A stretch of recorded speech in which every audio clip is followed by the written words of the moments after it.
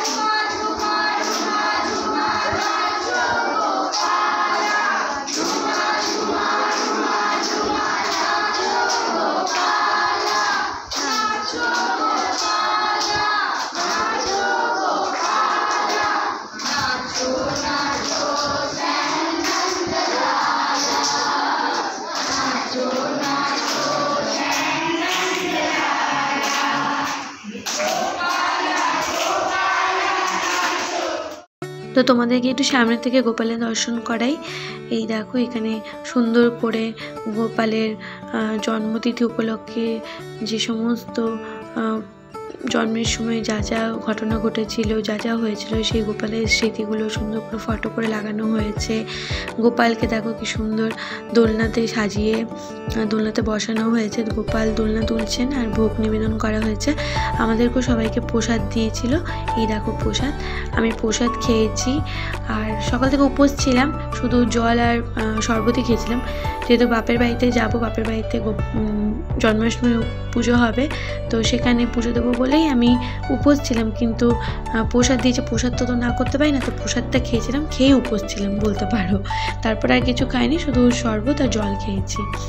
আর দেখো, এই দেখো আমাদের বাপের বাড়িতে আমি চলেও এসেছি। সকালবেলা এসেছি, এটা রাতে ভিডিও করছি আমি। পুজো আমাদের হয়ে গেছে। এই দেখো, এই বছর কিন্তু বাবা ছোট্ট করে পুজো করেছে, মানে নিজের মতো করে পুজো করেছে বাড়িতেই। পুরোহিত ডাকা হয়নি, পুরোহিত ডাকেনি বাবা, নিজের মতো করে নিজেরাই পুজো করেছি। এরকম সুন্দর গোপালকে বসিয়ে পুজো দেওয়া হয়েছে। যতটা আমরা যা পেরেছি আমাদের সামর্থ্য অনুযায়ী গোপালকে নিবেদন করেছি। এই দেখো, ভালো লাগছে না? তো এই দেখো, আজকে কিন্তু লক্ষ্মী বাবারও জন্মতিথি, তাই জন্য লক্ষ্মী বাবাকেও কিন্তু সিংহাসনে বসিয়ে পুজো দিয়েছি। তো তোমাদের কেমন লাগলো সাজানো অবশ্যই কিন্তু কমেন্টস করে জানিও। তো আর এদিকে জানো তো, বাইরে হচ্ছে খুব বৃষ্টি। জন্মাষ্টমীতে তো বৃষ্টি হয়, আবার কোনো কোনো বছর হয় না। তো এই বছর কিন্তু বৃষ্টি হয়েছে, তোমাদেরকে দেখাচ্ছি। এই দেখো কি বৃষ্টি, কি বৃষ্টি, তার মধ্যে কিন্তু আবার মেঘও ডাকছিল। তো আমাদের পুজো কমপ্লিট করে উঠতে উঠতে 2:30 মতো বেজে গেছিলো, কারণ ভোগের রান্নাবান্না সমস্ত করা হয়েছে। ঠাকুরকেই একটু পরে আমরা ভোগ নিবেদন করব। আমি সমস্ত ভোগের রান্না করেছি, তার মধ্যে বাবা করেছে হচ্ছে সুজি, মা নাড়ু করেছে, আর আমি পায়েস, তারপর খিচুড়ি, 5 রকম ভাজা, এই দেখো তরকারি, লুচি, এগুলো সমস্ত রান্না করেছি। আর সিন্নি দেওয়া হয়েছিল ঠাকুরকে। আর বোন নিয়ে এসেছিলো গোপালের জন্য এই যে কেকটা, এটা অবশ্যই এগলেস কেক। তো এই দেখো, ঠাকুরকে ভোগ নিবেদন করা হয়েছে। সমস্তটা ভোগ নিবেদন করার পর ঢাকা দেওয়া ছিল, তারপরে আমি ভিডিওটা করছি।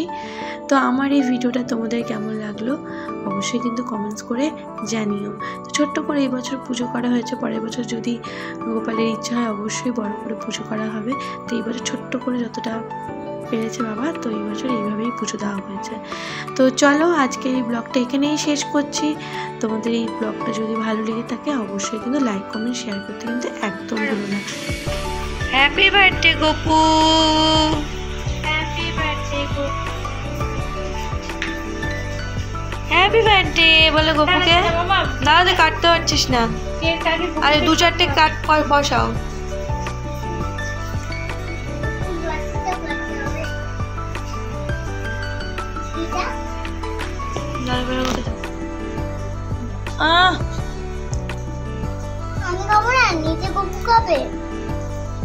আচ্ছা গোপুকে আমি একটুখানি গোপুর এতে দিয়ে দিই, থালাতে দিই। দেখলে কেক দেখে মামা একদম ওয়েট করতে পারছে না কতক্ষণে কাটবে। তো এই যে কেক কেটে গোপালকে দিলাম, এবার মামাকে একটুখানি দেবো। তো চলো আজকের মতো টাটা বাই বাই, সবাই ভালো থেকো সুস্থ থেকো।